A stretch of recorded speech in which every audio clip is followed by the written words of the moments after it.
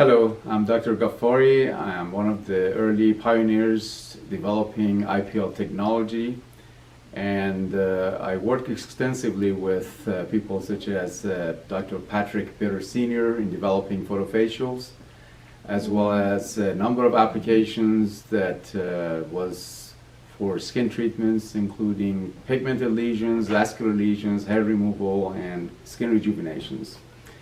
I'm the president of Venus Medical Solutions, and as I look back about 20 years ago, late in 1990s, I did the video training discussing the scientific and clinical applications of IPL technology that I think you will find interesting. I encourage you to see them, and there are different segments that talk about different aspects of the technology, and I hope you would enjoy them.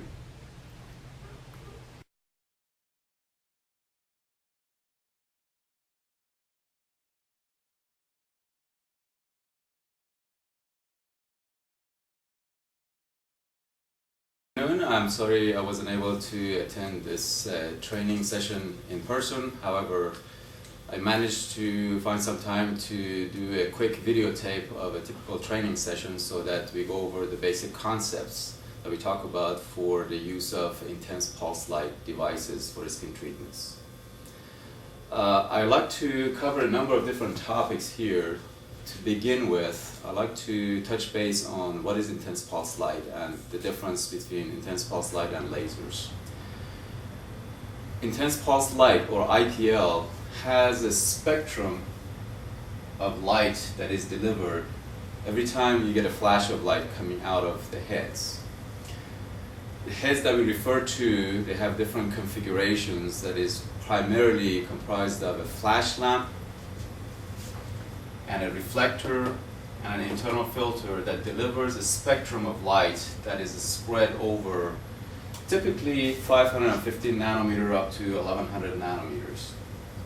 This spectrum is wavelength versus the energy, and the internal filter is responsible to produce the kinds of characteristics that will allow you to switch back and forth between a 560 or a 590 internal filter, which is represented as a 560 and 590. What the significance of these numbers are, it will basically show itself later on as we move forward in the training session. However, keeping this in mind that the light has a broad spectrum versus a laser that has a single wavelength, like a 755 or 585 or 1064 and so on.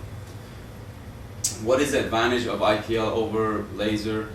The real advantage is that you can basically attach external crystals that will first filter out the output light to a different characteristics, which will allow you to go deeper for certain types of applications or more shallow for certain other types of applications. So a quick overview of what is an intense pulse light. Typically you have a head, which I've drawn here, with a flash lamp inside and an internal filter which filters out the total light, which has from ultraviolet all the way up to near infrared components, and passes only the light in the range of wavelength that is useful for skin treatments. These heads, they are primarily used with products such as Epilites or Vasculites. These are the earlier generation of those products that the heads were this form factor, and the newer generations have a typical shape such as this. We refer to this as the millennium heads.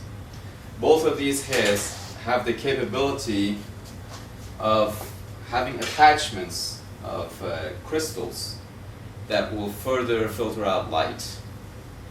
These crystals have specific characteristics. For example, a 560 or 645 or 695 crystal will filter out what comes out of the head such that you will get a spectrum such as this. This is, for example, a 645 or 695 and so on. What is peculiar about this set of wavelengths is that different range of wavelengths are responsible to make certain things happen in the skin. For example, the set of wavelengths in this area, in this region, in the 515 up to 590, is responsible to be highly absorbed by blood vessels and pigment of the skin, which causes treatments for vascular lesions or pigmented lesions. These components here are intermediate, and these components here are going deep into skin. And as a result, they cause heating of a target within the skin, which, depending on where the location of the target is, you can vary those by just attaching different external crystals to the heads.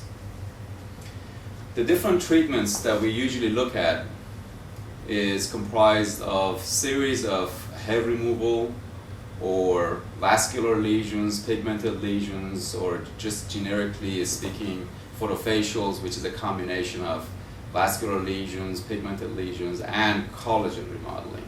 So there are a number of different things that the same device can be adapted to treat, which would be much harder to do or impossible to do with certain types of lasers. Now let's talk about what exactly comes out of the head and the form factor that this output is delivered. We have an epilyte here which has the head attached to it, and the screen has a shape as such. There are different buttons that are responsible to be used for record keeping for patients.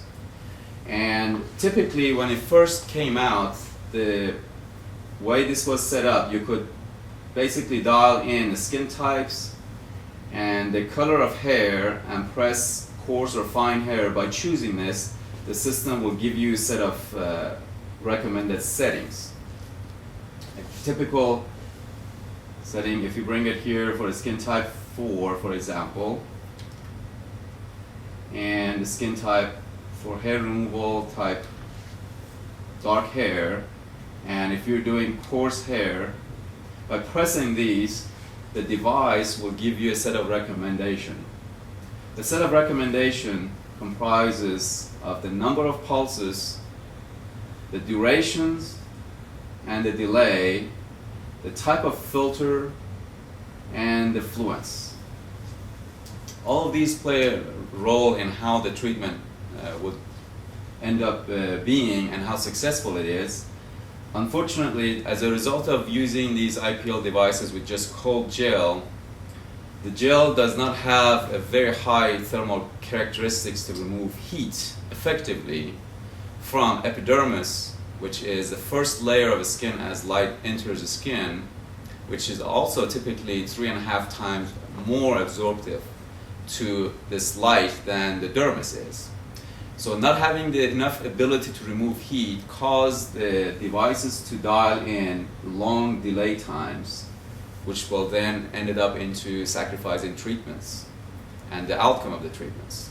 Now, in order to understand really what is going on, we need to go back to the delivery of light and how it's being done.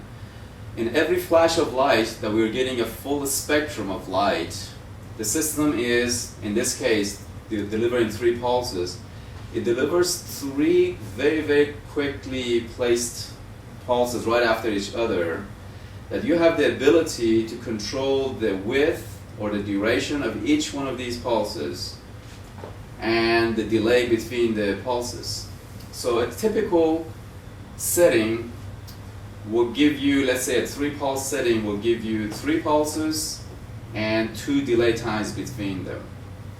But what is really important in getting best results is to understand that the target in the skin has what's called a thermal relaxation time.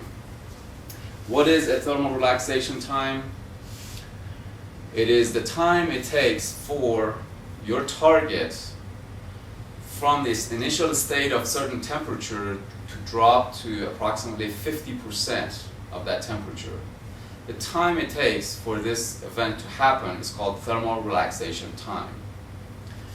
This thermal relaxation time plays a major role in getting best results for hair removal or treating vascular lesions, pigmented lesions, and being able to selectively pick out your target from the surrounding tissue.